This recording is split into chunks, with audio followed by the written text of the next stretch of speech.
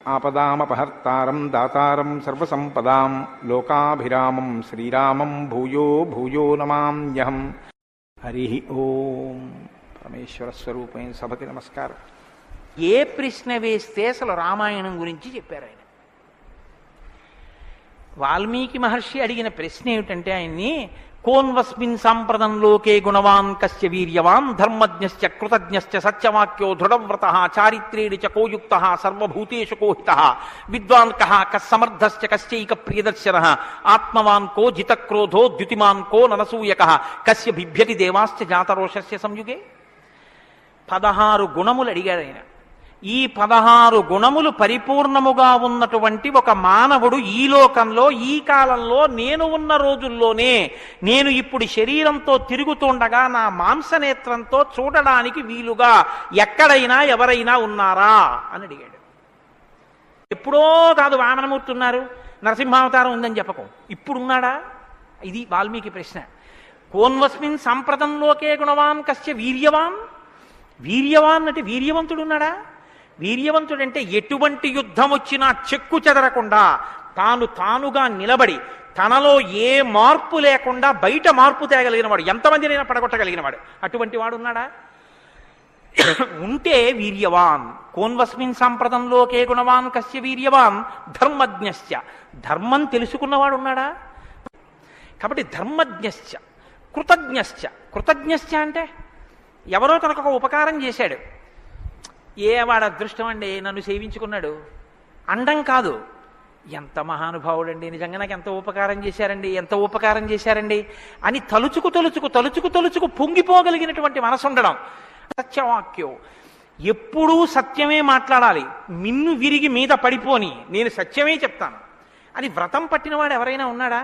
సత్యవాక్యో దృఢవ్రతః. ఒక పని మొదలు పెడితే అనుకున్నాం కాదండి అది అలా అవుతుందా అందుకని వదిలేశాను లేండి ఇప్పుడు మార్చేశాను సంకల్పం అనకుండా తాను ఒక్కసారి నోటి వెంట ఇది చేస్తానని అంటే పిడుగులు పడిపోయినా ఆ పని చెయ్యగలిగినటువంటి వాడు, దాన్ని విడిచిపెట్టనటువంటి వాడు, అటువంటి పూనిక ఉన్నవాడు ఉన్నాడా? దృఢవ్రతః. కాబట్టి కోన్వస్మిన్ సంప్రదంలోకే గుణవాన్ కస్య వీర్యవాన్ ధర్మజ్ఞశ్చ కృతజ్ఞశ్చ సత్యవాక్యో దృఢవ్రతః చారిత్రేణ చ కోయుక్తః. ఆయన ప్రవర్తనని చూస్తే ఇంకా మీరు వేదం చదవక్కర్లేదంటే చదవద్దని కాదు నా ఉద్దేశం. ఆయన ప్రవర్తన చూస్తే ఆయన ఏది చేశారో అదే వేదం చెప్పింది అని గుర్తు. అటువంటి ప్రవర్తన ఉన్నవాడు ఉన్నాడా? పడుకున్నా, లేచినా, మాట్లాడినా, కూర్చున్నా, నించున్నా, నడిచినా, ఏం చేస్తున్నా ధర్మానికి అనుగుణంగా ప్రవర్తించగలిగినటువంటి నడవడి కలిగినటువంటి వాడు లోకంలో ఉన్నాడా? చారిత్రేణ చ కోయుక్తః సర్వభూతేషు కోహితః. ఇంత బలపరాక్రమాలు ఉండి కూడా సమస్త భూతముల పట్ల దయ కలిగిన వాడు లోకంలో ఉన్నాడా? గుండెల నిండా అంత కారుణ్యం ఉన్నవాడు ఉన్నాడా? సర్వభూతేషు కోహితః విద్వాన్ కః. తెలుసుకోవలసినవన్నీ సమస్తము తెలుసుకున్నటువంటి విజ్ఞాని ఉన్నాడా? అటువంటి విద్వాంసుడు ఉన్నాడా? విద్వాన్ కః కస్సమర్థశ్చ. ఎటువంటి పని అయినా సరే వీరు చెయ్యలేరు అనొచ్చేమో కానీ ఆయన ఇది చెయ్యలేరని చెప్పడానికి ఒక పని లేకుండా ఏ పనులైనా చెయ్యగలిగిన వాడు ఉన్నాడా? కస్సమర్థశ్చ కశ్చైక ప్రియదర్శనః. ఎప్పుడు మీరు చూసినా చూడాలనిపించేట్టుగా ఉండేవాడు ఉన్నాడా? ఆత్మవాంకో. గొప్ప ధైర్యవంతుడు ఉన్నాడా లోకంలో? ధైర్యవంతుడు అంటే మీరు బాగా జ్ఞాపకం పెట్టుకోండి, ధైర్యవంతుడు అన్న మాటకు అర్థం ఏంటో తెలుసా అండి? భయం లేనివాడు అని కాదు. ధైర్యము అన్న మాటకి ఇంకో అర్థం కూడా ఉంది. ధైర్యము అంటే తాను ఏ పని మీద బయలుదేరాడో ఆ పనికి అనుగుణమైనటువంటి సంభారములను మాత్రమే దగ్గరుంచుకుని ఆ పని మీద మాత్రమే దృష్టి పెట్టి ఆ పనిని పాడు చేసేటటువంటి ఏ ఇతర ఆకర్షణీయమైనటువంటి వ్యవహారమైనా త్రోసి రాజని విడిచిపెట్టగలిగినటువంటి పూనిక ఉన్నవాడు ఉన్నాడా? నేను ఏకపత్ని వ్రతం చేస్తానన్నాడు, భార్యని రావణాసురుడు ఎత్తుకుపోయాడు, చాలా మంది వచ్చి మీరబడ్డారు. మా నాన్నగారు దక్షిణ నాయకుడు, మా వంశంలో చాలా మంది దక్షిణ నాయకులు, మా ఆవిడ దగ్గర లేదు కదండి అని ఏమైనా పొరపాటు పడ్డాడా? తాను ఏది అన్నాడో రామో దీర్ణాభిభాషతే, 2 మాటలు నాకు రావమ్మా అన్నాడు అంతే. లోకంలో అవతార పరిసమాప్తి వరకంతే. అలా ఉండగలిగిన వాడు ఉన్నాడా? ఆత్మవాంకో జితక్రోధో. కోపాన్ని గెలిచిన వాడు ఉన్నాడా? యుతిమాంకో.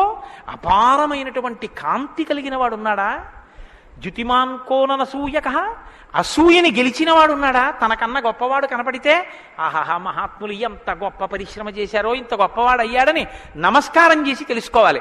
తనకన్నా తక్కువవాడు కనపడితే ఈశ్వరానుగ్రహంతో ఈయన వృద్ధిలోకి రావాలనగలగాలి. కిందవాడిని చూసి అహంకరించకూడదు, పైవాడిని చూసి అసూయ పడకూడదు. ఈ రెండు ఉన్నవాడు ఉన్నాడా? ద్యుతిమాన్ కోననసూయక కస్య బిభ్యతి దేవాశ్చ జాత రోషస్య సంయుగే. కోపం లేని వాడికి కోపం ఎలా వస్తుంది మరి? అంటే కోపం తెచ్చిపెట్టుకున్నట్టు నటిస్తాడు అంతే. ఎందుకు నటించాలి అంటే ఏదో పని చక్కబెట్టాలంటే కోపం వచ్చినట్టు ఒకసారి ఇలా అంటాడు. అనేటప్పటికి అమ్మ బాబు ఆయన కోపం వచ్చిందంటే హడిలిపోయి అందరూ జాగ్రత్తగా ఉంటారు. ఎవరికి కోపం వచ్చిందని అనిపిస్తే 33 కోట్ల మంది దేవతలు కూడా వణికిపోతారో అలా కోపాన్ని తెచ్చిపెట్టుకునేవాడే తప్ప అసలు కోపం రావడం అన్నది లేనివాడు లోకంలో ఉన్నాడా? అలాంటి వాడు ఎవడైనా ఉంటే ఎప్పుడో ఉన్నాడని చెప్పద్దు, ఇప్పుడు ఉన్నాడా? నేను చూడ్డానికి వీలుగా ఉన్నాడా? ఈ కాలంలో ఉన్నాడా? ఉంటే అటువంటి వాడి గురించి నాకు చెప్పు, నాకు వినాలనుందండి. సర్వం శ్రీ ఉమామహేశ్వర పరబ్రహ్మార్పణమస్తు. స్వస్తి.